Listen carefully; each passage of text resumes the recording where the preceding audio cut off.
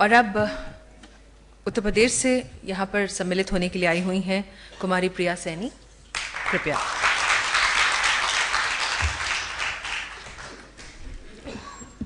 हर दिल में एक चाह जगाना चाहती हूँ, नफरत सबके दिल से मिटाना चाहती हूँ।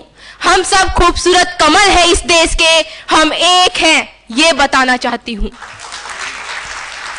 आदरणीय सम्मानित समस्त निर्णायक मंडल, उपस्थित अतिथिगण, समस्त आयोजक मंडल एवं यहाँ पर उपस्थित समस्त श्रोतागण, सर्वप्रथम आप सभी को मेरा नमस्कार। मैं प्रिया सैनी राज्य उत्तर प्रदेश से देशभक्ति एवं राष्ट्र निर्माण विषय पर आयोजित भाषण प्रतियोगिता में अपने विचार आप सभी के सम्मुख रखने जा रही हूं। आप सब जानते हैं कि हम 200 वर्ष अंग्रेजी हुकूमत के गुलाम रहे।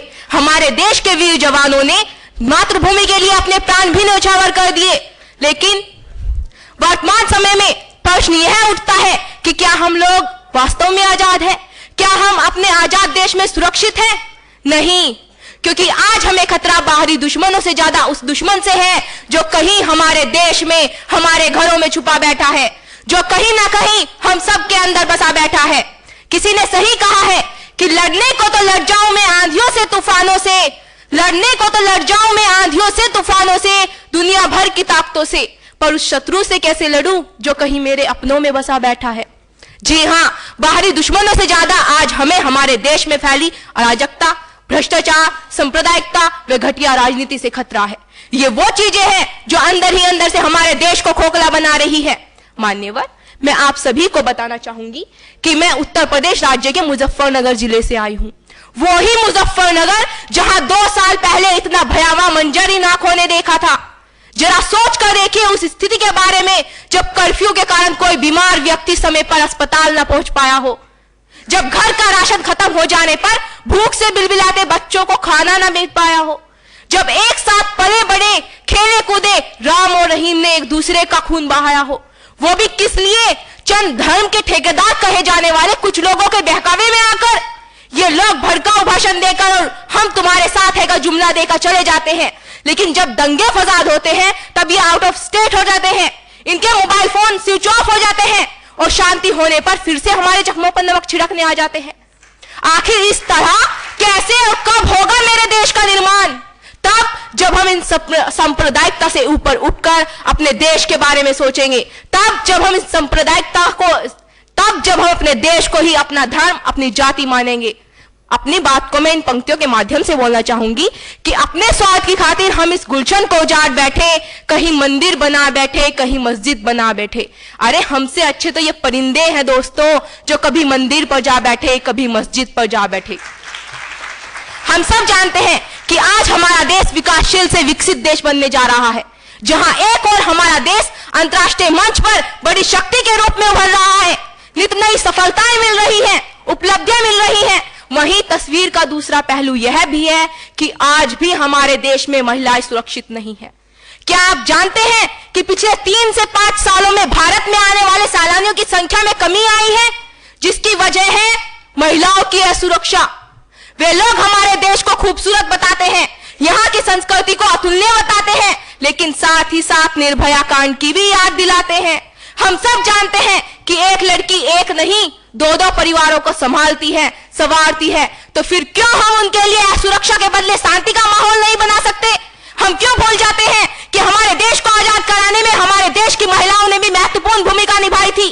कैसे भूल सकते हैं वीरांगना लक्ष्मीबाई के बलिदान को?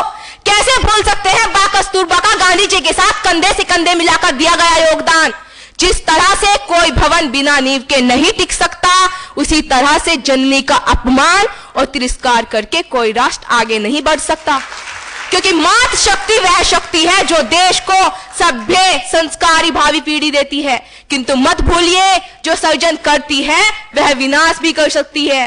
भले ही हाथों में चूड़ी खनके, छन छन करके पायल झनके, पर मत भूलो यह है इस देश की प्रचंड नारी, वक्त पड़ने पर जिसने उठाई है तलवार भारी।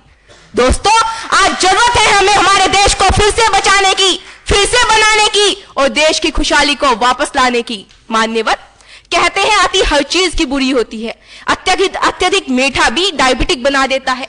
यही बात विदेशी वस्तुओं के प्रयोग में भी लागू होती है। मैं आप सभी का ध्यान आकर्षित करना चाहूंगी कि अंग्रेजों के आने से पहले हमारे देश में हर सुबह चाय के कुल्हड़ों के बदले दूध के कुल्हड़ हाथों में दिखते थे। ये अंग्रेज ही हमारे लिए चाय के कुल्हड़ लाए, और देखिए आज चाय हम सबके जीवन का अभिन्न अंग बन गई है, जिसने सेहत और जेब दोनों पर असर डाला। मैं चाय के खिलाफ नहीं बोल रही हूं, मैं तो सिर्फ ये कहना चाहती हूं कि अपने देश का निर्माण करने के लिए हमें स्वदेशी वस्तुओं का उपयोग बढ़ाना होगा, हमें अपने अंदर स्वदेशी प्रेम जगाना होगा। क्योंकि मत भूलिए, जब अंग्रेज भारत में आए थे तो ऐसे ही छोटे छोटे विदेशी सामान यहाँ के राजा महाराजाओं को उपहार में देते थे। शुरू में तो हम भारतीयों ने भी फैशन के लिए विदेशी वस्तुओं का उपयोग किया, लेकिन जब विदेशी कंपनियां भारत में जम गई तो उसके बाद विदेशी सामान खरीदना हमारी मजबूरी बन गई। इसलिए मेरी नजर में सच्ची देशभक्ति वह भी है जब हम अपने राष्ट्र के निर्माण में अपना संपूर्ण योगदान देंगे। और यकीन मानिए कि यदि हम सभी भारतीय 90 दिन तक कोई भी विदेशी सामान ना खरीदे तो भारत दुनिया का दूसरा सबसे अमीर देश बन जाएगा। सिर्फ 90 दिन में भारत के 2 रुपये $1 के बराबर हो जाएंगे। देखिए, ये देश हमारा है, और क्योंकि हम भावी युवा पीढ़ी है तो आने वाला कल भी हमारा होगा। फिर से संभालने का दायित्व किसी और का क्यों हो, वो भी तो हमारा ही होना चाहिए। इतिहास साक्षी है कि ब्रिटिश हुकूमत में हमारे पूर्वजों ने अनेक संकट झेले।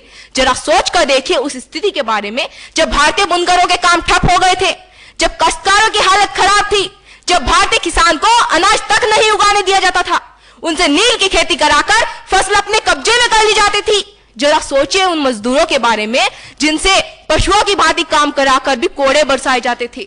सोचिए उन बच्चों के बारे में जो भूख और बीमारी से तड़पकर अपना दम तोड़ देते थे। ऐसी ही स्थिति से आजाद होने के लिए हमारे पूर्वजों ने परिवर्तन की लहर उठाई थी। उसी प्रकार आज अपने देश का निर्माण करने के लिए हमें परिवर्तन करना होगा। और मत भूलिए, परिवर्तन की चिंगारी सबसे पहले अपने हृदय में उठानी पड़ती है, तब वो मशाल बनकर दूसरों को उजाला देती है। आपने महसूस किया होगा कि जब भी हम देशभक्ति से ओतप्रोत कोई वाक्य सुनते हैं, गीत सुनते हैं या कोई फिल्म देखते हैं तो हमारे हृदय में देश के लिए करने कुछ जोश उत्पन्न होता है, और हम उसी क्षण देश के लिए कुछ करने का प्रण भी कर लेते हैं। लेकिन अगले ही दिन फिर से वही पुरानी स्थिति आ जाती है।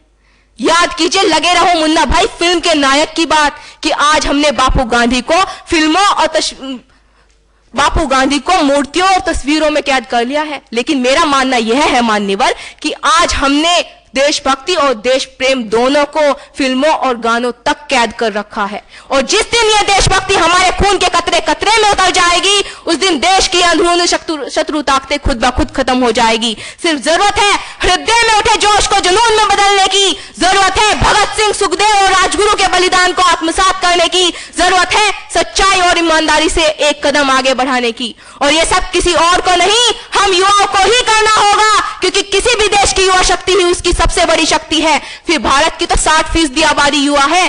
किसी भी क्रांति को लाने में युवा वर्ग का महत्वपूर्ण योगदान रहता है, लेकिन युवाओं में भटकाव भी बहुत जल्दी आता है। इसलिए जरूरी है संयम रखते हुए सिर्फ अपने देश के बारे में सोचना, क्योंकि बचपन से ही हम ये लाइनें गाते हुए बड़े हुए हैं कि मजहब नहीं सिखाता आपस में बैर रखना, हिंदी है हम वतन है हिंदोसिता हमारा।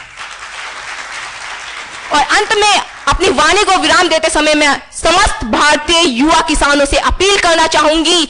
मेरी अपील है समस्त भारतीय युवा किसानों से कि वो खेती में जैविक कृषि का उपयोग कर भारत के निर्माण में अपना योगदान दे। और अंत में मैं अपनी वाणी को विराम देते समय समस्त भारतीयों के लिए बोलना चाहूंगी कि तुम देख तिमिर मत घबराओ, यहाँ दीप जलाने वाले हैं, बस साथ हमारे हो लो तुम, हम वो सूरज पिघलाने वाले हैं। धन्यवाद। जय हिंद, जय हिंदुस्तान।